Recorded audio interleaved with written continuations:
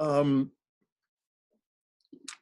all right, I am just thrilled to be opening up this particular section of the trauma online symposium or summit that we're putting on here in September of 2018.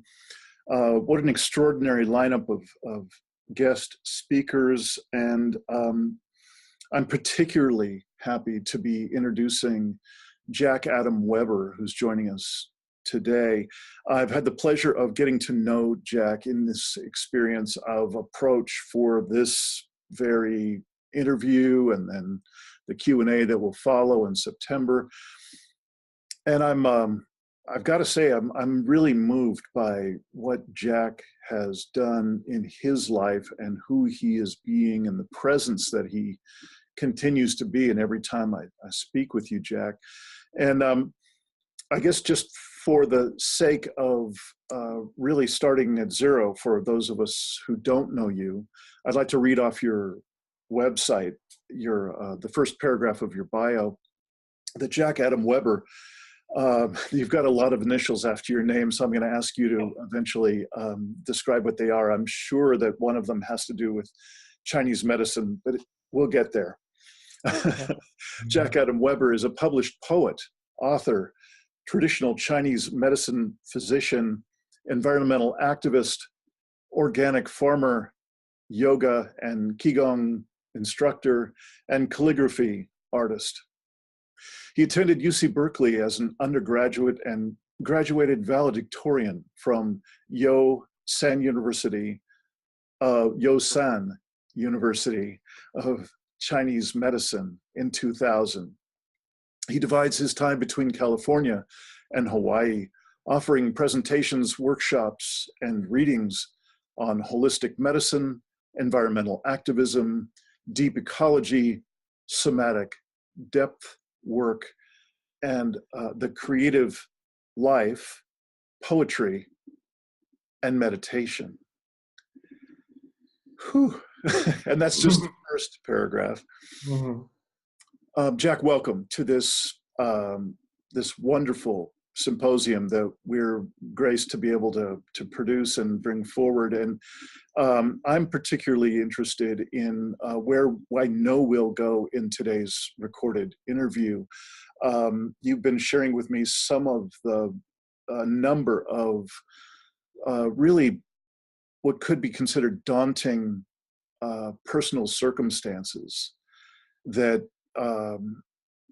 time and again, as you've recounted them, it's been obvious that what you've been able to do is bring your substantial life history, your body of work, to bear on each of these circumstances. And the most recent one you're in right now. So what an extraordinary, timely, and potent voice you can be in this conversation. So it's an absolute pleasure to have you, Jack Adam Weber. I'm wondering if you could start by filling in any of the gaps that I left only reading one of the paragraphs of your bio. Sure. I think in typical paradoxical style, which I like, I would just offer any listeners to just forget what you said about my bio, and all that's sort of encapsulated in my person, I hope, if I've been living as I speak and as I've practiced. So I just want to be really human here and have a real grounded conversation and be heartfelt about it. Great. That's what I'm adding by attrition. And what I'm guessing is that we will end up touching in on some of the other important stepping stones of your career and your accomplishments and your body of work as we get to it. Yeah. And so I'm curious if you could tell us a little bit about, and starting either way, starting with either some of the challenges that you have encountered in your life, things that have really stretched you in your capacity to be present and to be resilient in the face of whatever it was. Mm-hmm. um, or any sort of the progression that you've lived to build up those skills and those capacities that you pulled on when it came time. Mm-hmm. So Okay. either side of that would be great. That's great, Dean.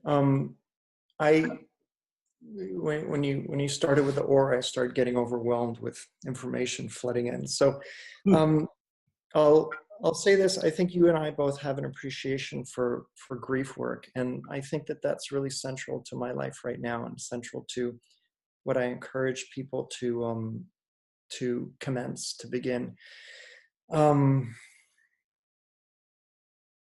So much of what Carl Rogers, one of my favorite psychotherapists, called, becoming a person. And I think so much of becoming a real human being is, our training by experience and in the trenches. And you and I have spoke about open-heartedness and our capacity to live life with an open heart in the face of all the tragedies and trauma and chaos and insults and perceived unfairness of life. And I think some of us don't have much of a choice but to live open-heartedly, and to live with a closed heart seems to be, one of the worst tortures. So while it pains more, and like Carl Rogers used to say that, his way of being wasn't to make things easier, it was just to live with more meaning and, and more passion and more compassion. I think the losses that I've suffered in my own life, especially in intimate relationships um, and in other ways, and, environmentally loss of habitat that I've seen go on for a while. Grief has a wonderful way of breaking us down and breaking us open, and it brings out the true heart. And I've always felt that, true compassion, there's kind of like a mustard compassion, a willful compassion. We try to be nice and try to do the right thing. And I think that making friends with the dark and failing side of life, which befalls all of us, and it's befalling us even more so now with climate change, is to find some way to navigate the dark places. I feel is most important, because those are the experiences that cleave us open. And I feel that really open up our deep heart and sort of make us compassionate, so that we don't have a choice but to be how we are. So it's not a mustard kind of a thing. So I think the practices and the body of work that I've put out, and certainly what informs my writing, is the trenches of life, and being able to navigate the trenches with an open heart and with skillfulness and mindfulness, and to accept pain. I think that's the thread that weaves through most of my work, is to be able to accept what I call unavoidable pain. I think we should avoid pain to the degree that we can, as long as we're not sequestering ourselves in a closet for the rest of our lives. But there's stuff we can avoid, and then there's, the experiences that just hurt us and break our hearts open, and that's just a fact of life. So I think just being able to come through those experiences, right? I think that's where wisdom is really forged.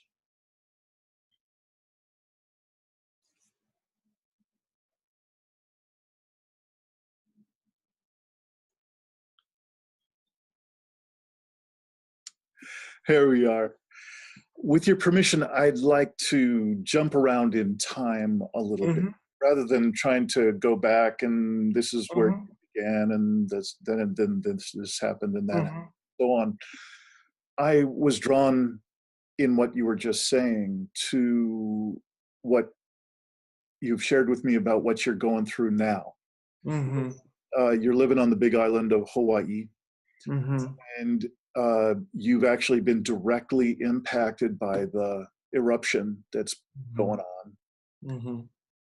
And what came to me, and I'd love to hear you, whatever this sparks in you, is there are certain times that no matter how awake we are, no matter how much personal work we've done, there are times when life appears to have yet another wake up call for us, Mm-hmm. that we might consider ourselves fairly present day to day, moment to moment. While I would certainly vote that the average person is not very present moment to moment, you, I'd think, would be a very much an exception to that. But what came to me when you were sharing was that there's something about the scale of certain events in life kind of break our hearts open to have us feel, and also pull back yet another layer of what might be some kind of uh, seeing less clearly than we think we are.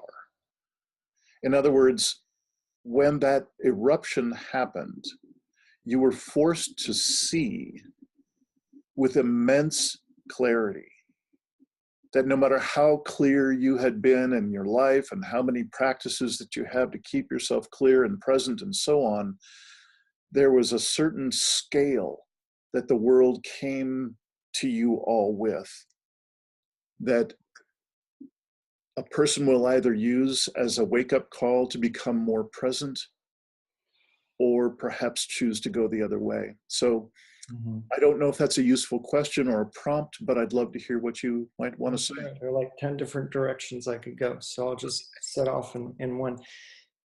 I think as you're talking about being awake or being present or being evolved or, whatever people tend to call it these days, I was just thinking the other day, what I'm going through, and a lot of us are going through here on the Big Island. And, no matter what you've done in your life, we can't escape pain. We can't escape grief. And again, paradoxically, it's like sometimes the more work you've done, and if you've done it genuinely, and it depends on the orientation. So my work and my sort of practice has been just, somatic presence, earth body, presence in life and showing up as a human being. And I don't really like being called a spiritual person, because there's too much inhumanness with that. So I like just being a human person.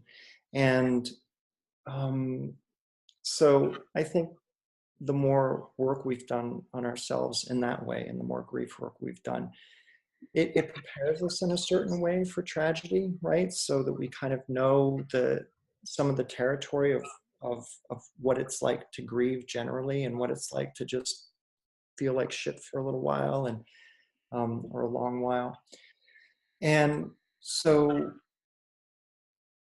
when all this hit, I lost my house that I was just finishing, that I'd worked on for years. It was a hand-built house. I lost my farm and the orchards that I had planted by hand, really from raw rock and raw jungle years ago. So I lost all that. I lost my place of work, the clinic where I worked. And I lost my ecology, and it's taken me a while through the grief process. And I created a support group here, and it took me like 2 meetings or so, and then kind of my own writing and stuff, to really name what I've lost. And it's really that I lost an ecology. And when I finally said that, it made sense. Like I kept being unable to encapsulate and really describe and to name what I'd lost. And I think it's really important to name our losses. Otherwise, grief can just be this kind of blob that takes us over, and just, is filled with a lot of, confusion and unhelpful stuff. So, I lost the place that grew me, and the place that taught me, and the place that I thrived, and the place that I had really found it to grow a life. And some of that imagery is captured in that poem I shared with you the other day. So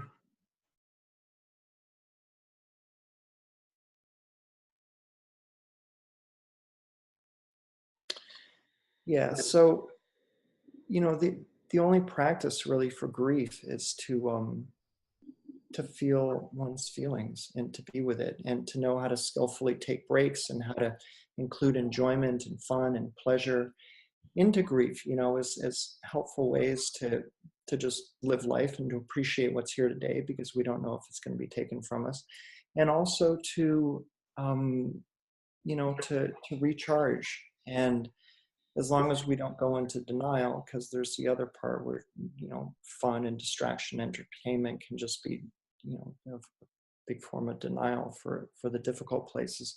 But I think skillfully done, those help us titrate our grief and our sadness, and and eventually we're reborn through that experience. Hmm. I can't remember what else you said in your prompt, but that's sort of what came out. Yeah.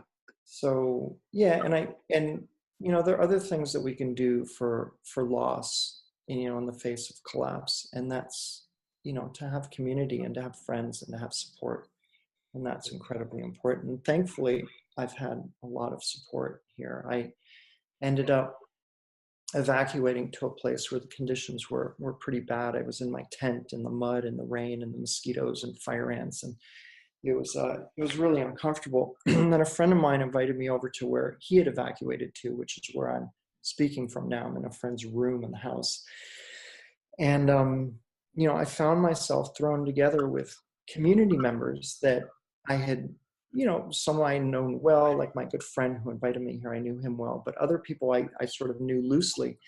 And there were like 14 of us living at this place. It's called Mahalo Aina Sanctuary up on Hamakua Coast, and it's a beautiful place.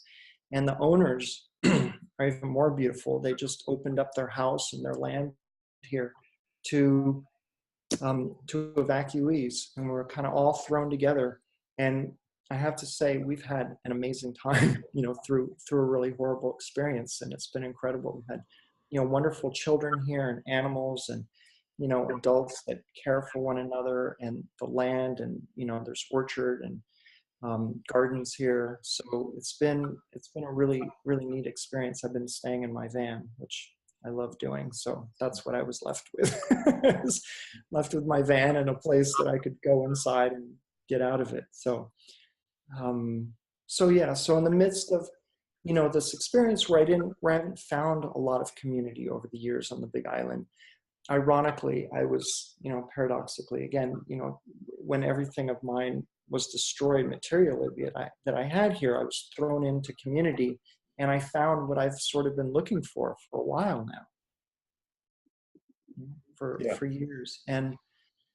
Um, and as I get older and I feel myself more vulnerable in ways, and you might relate to that, more people, get closer to dying, more people actually die. And also in the face of climate change and the changes, the steeper changes we're going to face, I feel that being together in community or, and if we're not living with other people physically, that's okay. But as long as we have a tight network of friends and we know our neighbors, and, I feel like just coming together is what my life is a lot about right now, and just really important for resilience.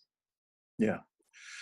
If I could just map over for a second some of the jargon that we use, some of the words that how we frame, Carolyn and I, the notion of putting enlivening practices in our lives. The criteria that we use to establish what's the right practice for this person or for myself or whatever in the given moment, and it's always some sort of answer about how effectively does this reconnect me. And you were just recounting a number of different ways, a number of different dimensions that we talk about as being reconnected with our deeper selves, with each other, Mm-hmm. and with the earth. Mm-hmm. And I absolutely hear that you've really been forced to go to a whole new level of reconnection with the earth whether you like it or not, you know. Mhm. And Right. with others, there you are, just you have this extraordinary opportunity to be with people that sounds like it's working and it's gorgeous and Mhm. it happens to be something that's very workable. Mhm. But here's this opportunity to find your people and to have this be some amount of uh, depth and nurturing and nourishing and so on.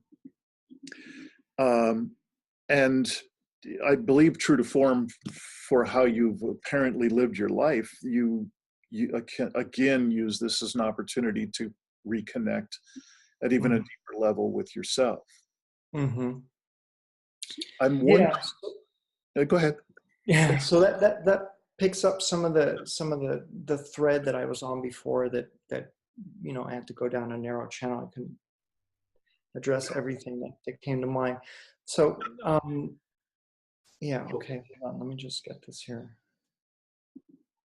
One thing I wanted to mention before, and thankfully I took a little note, is this thing about backlogged grief. And I just posted this little message on Facebook. And that was uh, yesterday.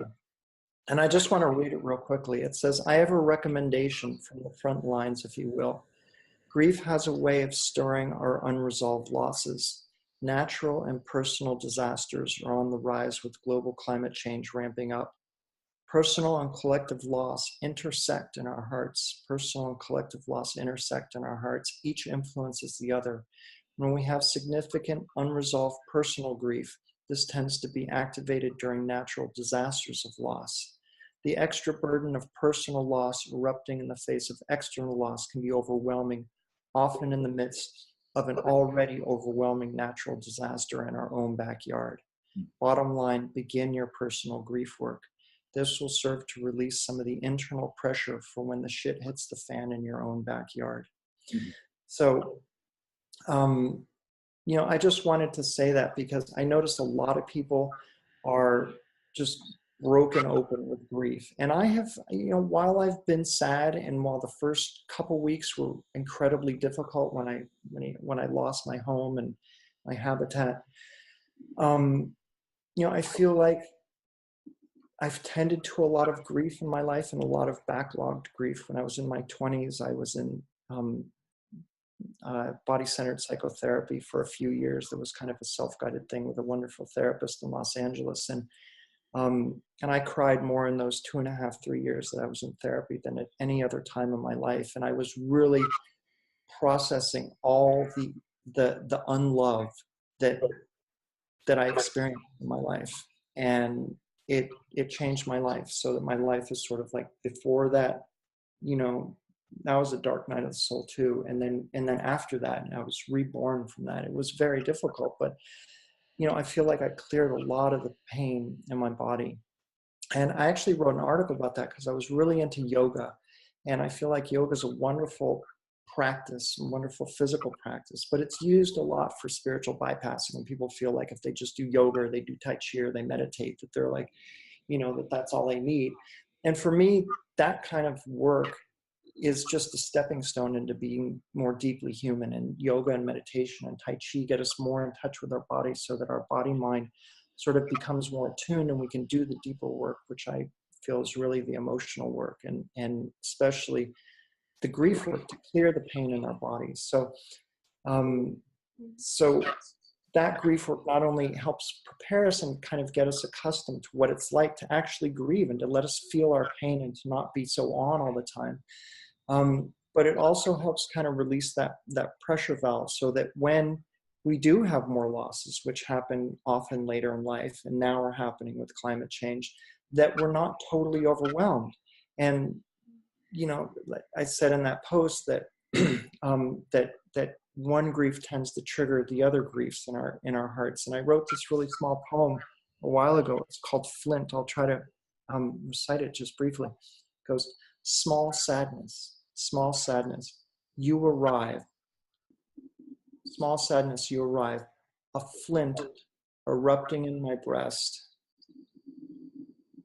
catching fire to the other woes inside, something like that. So it's just how one grief triggers our other griefs.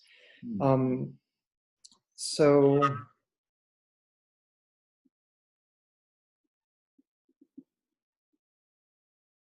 where was your question, Dean? So there was that piece, and then your prompt was on something else. Oh, habitat.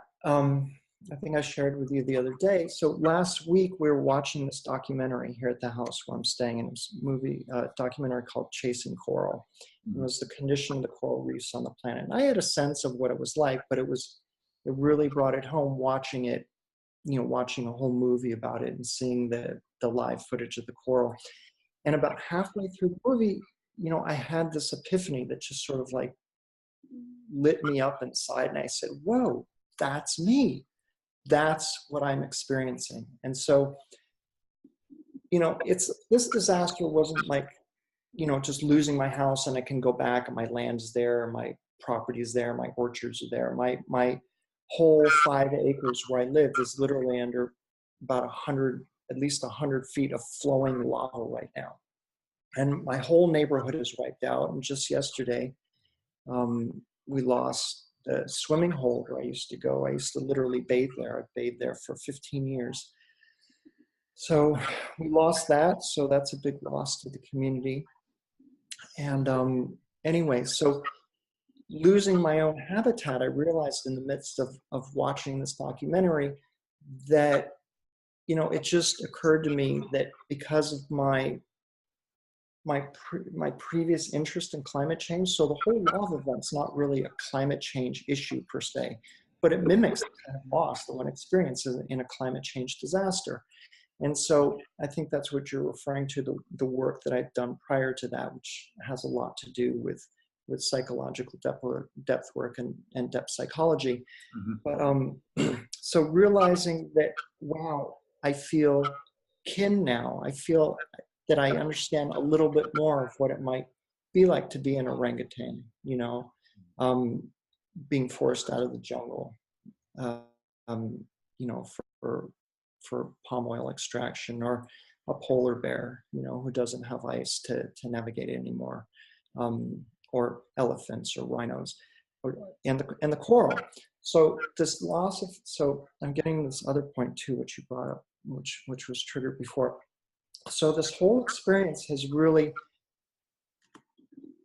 it's been painful, yes, but there's also part of me that was already sort of moving into more simplicity. And I've had a strong hit for many years, mainly through climate change awareness, to really live more lightly and to get rid of overhead, get rid of all, a lot of the superfluous stuff in life that really prevents us from living more connected with one another and more unburdened. So it would have been nice to have sold my home. I had no insurance.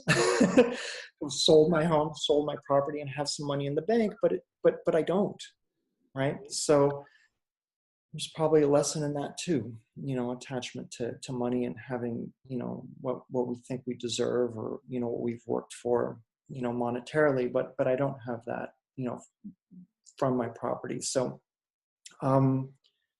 so it's sort of like I wouldn't say final, but the next initiation into the work that I've kind of been gearing up to do for years, and that I've done a little bit with Carolyn. And, my new book is all about what we're talking about. It's called Rebirth, A Guide to Personal and Planetary Transformation. And so it involves depth work and depth psychology and nature connection and mind-body work and community work. So this has been like a gateway that sort of thrust upon me in a way. And now I realize that I can walk through it a bit more gracefully, just being aware that this is kind of giving me, as I spoke about before, learning wisdom through experience, that this has given me a personal experience of what it's like to lose habitat. And so that I, the work that I do and the people I can connect with, I know what that's like now. Mm-hmm. to have a personal experience of climate change, even though it wasn't a climate change event, to know what it's really like to lose where you live and how painful that is, um, and to try to reduce some of that suffering Yeah. for others, including the animals. Yeah. The scale of loss and the scale of what's at stake in daily life now seems to be I find it very difficult to find the words that accurately describe it. I can't find hyperbole here. It's literally, we are at the edge of a cliff, and everything is at stake. And truthfully, in the state that I've been able to call up during this chapter of my life, which I am deeply grateful for, I can clearly see that that's exactly the same state that was called for all the other times in my life when I most needed it. And there's no difference just because the stakes have changed. But the kind of the lead up to it, being in day-to-day life and being in my particular moments of not being as present as I'd like to be, I forget that state's available all the time. Which state is that?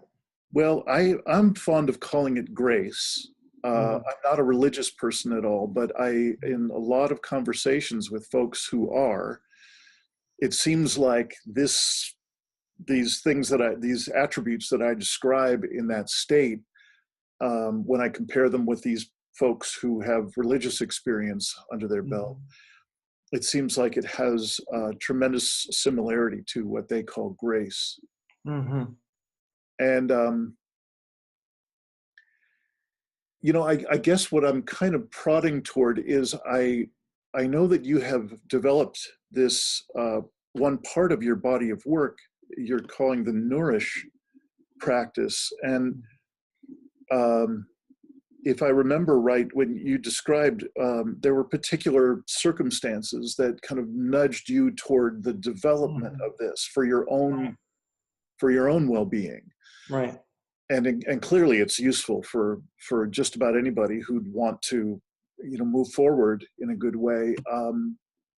I am curious if you look back to when you created that body of work, what motivated you to put together that extraordinary healing work and nourishing work, that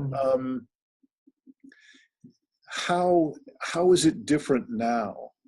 What is the calling of the world now compared to the calling that you experienced then?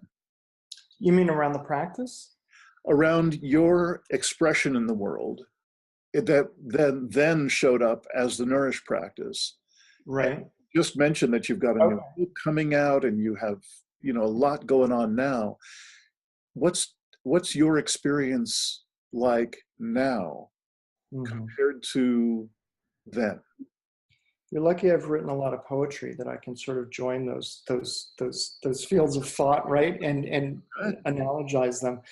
So the Nourish practice is something that I developed when I was building my house, actually, and I was working about 16 hours a day for months on end, and I was exhausted, and I didn't have time to do yoga or even go for a walk. I barely had time to do laundry once every couple weeks. So the Nourish practice is something that I needed to reduce stress. I needed to feel more grounded, more joyful, and just replenished. So it was like a recharge thing that I developed, and I sort of developed it organically. It, part of it actually came to me just in regular sitting meditation, but I'm gonna give a little piece of it. Um, so I'll do that after I explain the basic outline of it. Um, so I did it when I was exhausted, and it's a way that I found to replenish, to reduce tension in my body, to create more peace of mind, to get my breath working and my body running more fluidly. Um, in a prone position. So it's just lying down. So you don't have to be doing anything. And that's about the energy that I had for it at the time. It was just to lie in bed for a little bit this morning before I get up and start the day again. And so that's, I think, what's really wonderful about it. And it's a depth practice, right? So it happens down in the lower belly and right in front of the sacrum. So like in the hip area. And it's, and I think the segue from before till now is that before I've sort of surrendered, you could call it compromise too, so that's kind of all I could do. And I just did the practice this morning, and yesterday morning I do it regularly. And it's it's a practice in really letting go, and letting go in the sense that the focus of the practice is a surrender, and it's a surrender to something greater than ourselves, which I don't um, I don't use as God or a higher power out in the ether somewhere, but it's the practice is about surrendering to what I call the breath that breathes us. So breathing is it's voluntary and it's involuntary. And when we get in touch with the involuntary breath, right? If you try to hold your breath, you can't kill yourself, because your body will go into panic and start breathing again. So we don't go into panic in the practice, but we just wait for that natural impulse to breathe, and it's about receiving that breath. And I don't know if I can totally do it justice just in this short clip, but there's a whole practice on my website. There's 6 downloads, which I've shared with you, for how to engage the practice and the whole context of it. Mm-hmm. So really, it's just about allowing ourselves to be breathed by the breath. So one would say, with eyes closed, lying down, I allow myself to be breathed by the breath, or I surrender to being breathed by the breath. And it's not so easy. It's really difficult. I struggle with it every morning. And so, but like all meditation or yoga practice, there's no perfection. It's a practice, and we just do it, and we get benefit from it. So it's also a mindfulness practice. And I think so from before, I was surrendered and compromised. And I do it now in a way to just let go of my own will, my own drive, my own ideas of everything, and to follow something that's involuntary. So it's also to follow what's parasympathetic versus sympathetic. Our world runs on this, extreme yang energy, which is very sympathetic. And, it's just realizing yesterday, I was talking about coffee. Everyone wakes up here and drinks coffee, and I don't drink coffee, and how grief is similar to drinking coffee in an opposite sort of way, and that people don't want to grieve or give time for just being fallow. Fields have to be fallow, and we have to be fallow sometimes. So anyway, so not drinking coffee is sort of like being fallow in the morning until your energy naturally picks up. I talk a little bit about that in the Nourish practice. So it's about surrendering to that, and that surrender, I think, is metaphorical, and it creates a body kind of a somatic orientation in the world that's a little bit more surrendered to. So we're not grabbing onto things so much. We have more space in our interactions and expectations, and it's also just a really relaxing, rejuvenating practice. So I think it's especially appropriate nowadays because it does several things. It's a mindfulness practice, which is really helpful. It's a relaxing process. It is an earth-based practice, and I go into that more in the recording. But whenever we connect deeply with our own bodies, I call our bodies, living, walking chunks of earth. So when we connect deeply with our center, I think we naturally connect more deeply with our environment and the earth that we are. Um,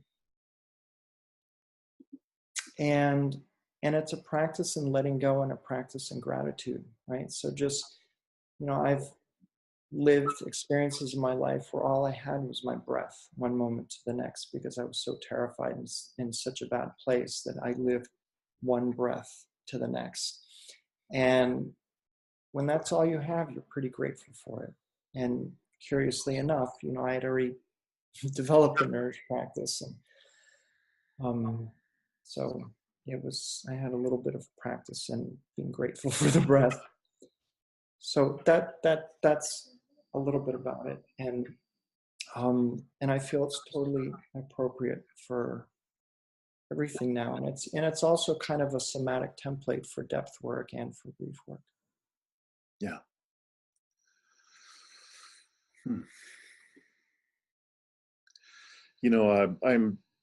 I'm just so thankful at this moment that we've got you here, speaking with us and contributing to this online collection of speakers, people who have something to say, people who have something to share from their experience about interacting with or seeing elements of our life through a lens of trauma.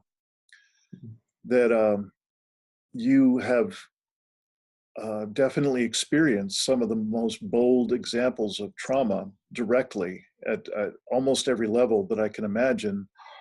And we're blessed with our ability to articulate your life in response to that, or within that, or with the inclusion of that trauma frame.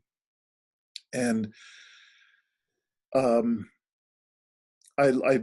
loving how much overlap there is in your body of work and your way of articulating it compared to mine or ours. It's just such a lovely blend that there's so much resonance.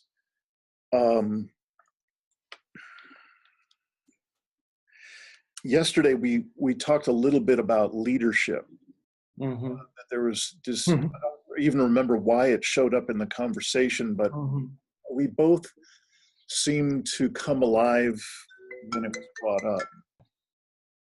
You good? Go ahead. Yeah. Okay.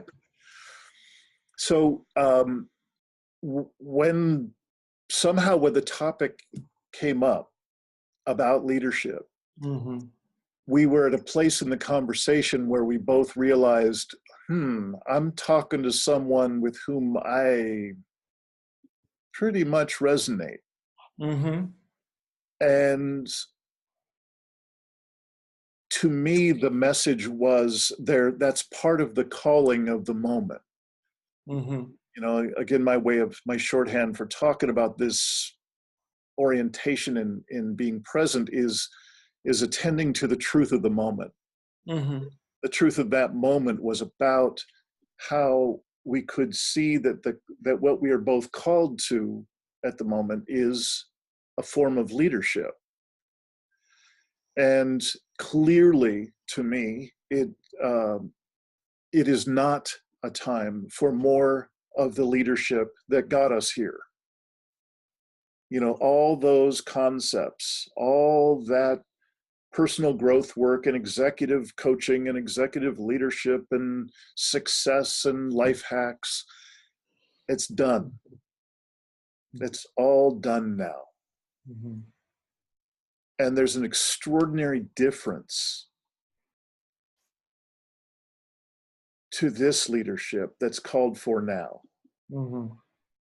And I heard that starting to creep through in these last couple of things that you've said. Is there anything I'm saying now that sparks you in a direction? Always. So I just posted something about this the other day, my blog. It can call it yin leadership as opposed to yang leadership, right? So we have yang leadership where it's like, I'm strong and I can lead and, I can weather any storm. And in my grief, and I created a support group over here in Hawaii. It was a grief group at first, and it's been so helpful. And everyone that's been in it is just like really happy about it. I've been really grateful for it. And this idea of yin leadership occurred to me because for the first group, I was in tears most of the time, and a lot of people were. And like, that's a kind of leadership we need now, is especially perhaps men that can cry and can be vulnerable and can just, not have their shit together, in the traditional sense. So I think that the yin kind of leadership is really important, right? But resilience requires like the reed, that can bend in the wind but also be strong and not snap. So we need both yang and yin. But our whole society's been so yang driven that perhaps especially men need a more yin, that sacred feminine part. So I think that's a really important part of leadership. Yeah. And I don't know, I just took a few notes while you were speaking. I should have been doing this the whole time, but getting together in circles, I think that's, part of leadership. And also we had talked about practices to do at this time. And I think being in groups, that's like my whole, I shared with you, that's my whole thing these days, is just being in groups, meeting in groups. I was downstairs in the kitchen last week. I was sharing this with the woman in the house who lives here. I said, I was talking to her about this circle, support circle I was leading. And she says, what better thing can we do these days than sit in circles together? And I feel like that's what's it. And that's a great way to build community also. And there's something really cool about coming together in sacred space in a circle where, we take time out of the busyness of the day to drop into, feel things and to acknowledge things and to recognize things and to share about things that we don't have a chance to do in the busy life, or, in a conversation over dinner, or, quickly before breakfast, going out to, work. So I feel like simplifying, right? Reducing overhead, reducing our financial burdens so that we can come together more, have more fun, have more ceremony, have more deeper sharing together, and networking. And I think that's really important. Whether, we can lead as circles together. And when you're talking about what's done in a bigger sense in terms of the kind of leadership we've been used to, I think it's done for the people that, in part that see that the world is changing and aren't in climate change denial, especially. So, difficult times are here, and difficult times are always here, even without the environmental changes we're going through. So I'm happy to be talking to you, to somebody who recognizes that we need, other ways of coming together and other ways of going forward, right? And going forward has been so linear, and I think we need the kind of going forward that's more of a circle that spirals us towards a center and spirals us to more inclusion and more wholeness. So that circle is also the 5 phases of Chinese medicine, which I've written about. And that's the death and rebirth cycle. And that's all, again, that's the sacred feminine. So bringing all that together to create, a different kind of wholeness and a different kind of progress that includes things and isn't just, so straight. That gets into a big thing. I'll stop. Does that make sense? What's that? Does that make sense? Absolutely. Absolutely. Yours is not the first time that I've heard the word wholeness put into this conversation. Mm-hmm.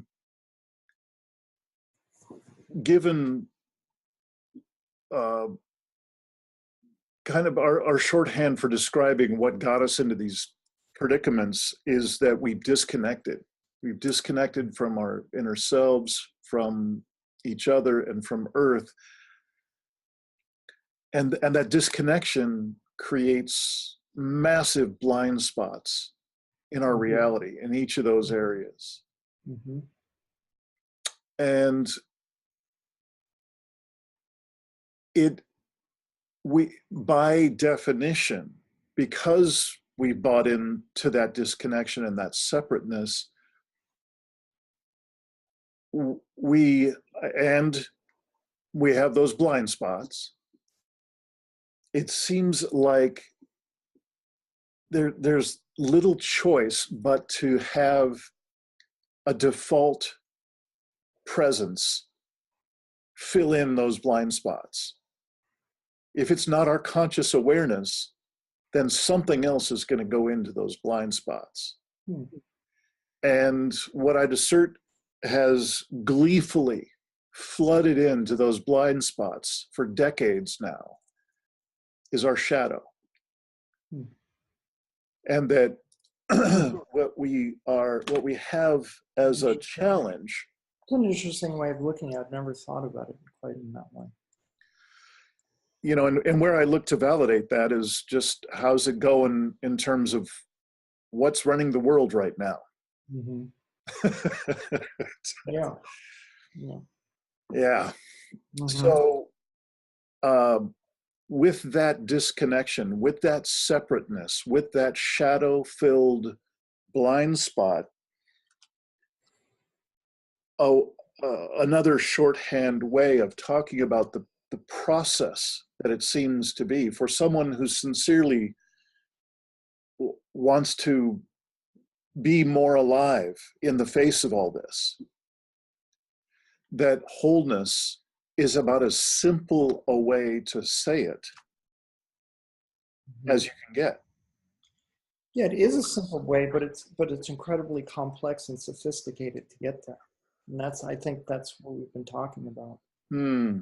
You know, it's the holism. I mean, even the way I lived here on the Big Island, that's why it was so difficult to put my finger on everything that I lost. It was on so many different levels. When I finally realized that I lost my habitat, like how many people live with, you know, like a sense of the earth and a sense of the ground and a sense of the land and the wind and the sun and the, you know, you know, the rain and the rainbows that grow them. And so, yeah, so wholeness, you know, I just practicing Chinese medicine, you know, the cycle of the five elements is a model of wholeness. That's what it is. And it was first used in Chinese medicine as a way, as a philosophy and as a way of being. It's Taoism, basically, of living, you know, whole in connection with nature as a human being, and experiencing wholeness. And all the elements, you know, the five elements, all have an emotion associated with them, which to me represents that, you know, wholeness is also being at one with all of our emotional experience and having them, you know, within balance and in checks and balances. So in that process of the five elements is, you know, it's the cycle of the seasons, and that's death and rebirth, and that is the regenerative cycle, and that is not the leadership that we have now. And it's and the shadow that has crept in is a denial of the circle, a denial of that feminine, which also includes, you know, yang to help it move and transform. So yeah, so that's why I was sort of, you know, you piqued my interest when you described, you know, shadow kind of creeping into where we've lost consciousness, right? And I think we've lost consciousness and being driven into this, you know, machine that is just, you know, a locomotive going forward on a straight line, and we need to come back to circles. Mm-hmm. I mean, that's when I'm creating support circles, right? And that circles the cycle of regeneration that we need. And that's not that there aren't times, of course. I mean, within that, to be young and to get things done, and, you know, but that has to be done within a feminine context. Mm-hmm. You know, it has to be done within a regenerative context. Otherwise, we're screwed, and that's totally what we're experiencing right now. Yeah. So our time is getting close to being done here for this particular part of your presentation with us in the summit. And I'd like to just recap a little bit that I think we're going to end up having some pretty spicy, deep conversation in the Q&A part of this. And I actually, the part I'd like to recap is why I got so excited to have you part of this. Mm. And that was because you're so current. You're up to your earlobes in this experience now. This is not conceptual for you. Mm-hmm. Right. This is not some linear diatribe that you've put together in a master's thesis and blah, blah, blah. Right. This is indeed based on a lifetime of practices and mastery, but you're in it now. Mm-hmm. And to me, that conveys so beautifully and so potently in every time you share. And then what I've seen, to the extent I've been able to touch the body of work that you've got, particularly the Nourish practice, I can't imagine a more useful set of practices for the average person right now, because the average person has a full plate. They Mm-hmm. got all kinds of life going on, Mm-hmm. and we don't have time to go to yoga for 2 hours and then Mm-hmm. have meditation for 2 hours Mm-hmm. and then fast for the rest of the day and so on. We need something to be able to bring ourselves to more presence and more lucid presence in our body. Body. And your Nourish practice seems just built for that. So what Yeah. I'm looking forward to is seeing how this interview sparks people to ask questions. And Right. if they don't, I will ask you Yeah. for a brief practice that we can just touch into briefly in the Q&A session. And I'm going to, kind of get pushy about getting your information out to people so they can look you up on your website, look at Mm-hmm. the Nourish practice. Mm-hmm. Because, truthfully, I'm growing impatient with a number of other sources. I've been on a mission to find practices that are practical, that we can actually do in a regular person's life, Mm-hmm. a daily life, to be able to keep ourselves more present and more resilient in the face of a predicament-laden world.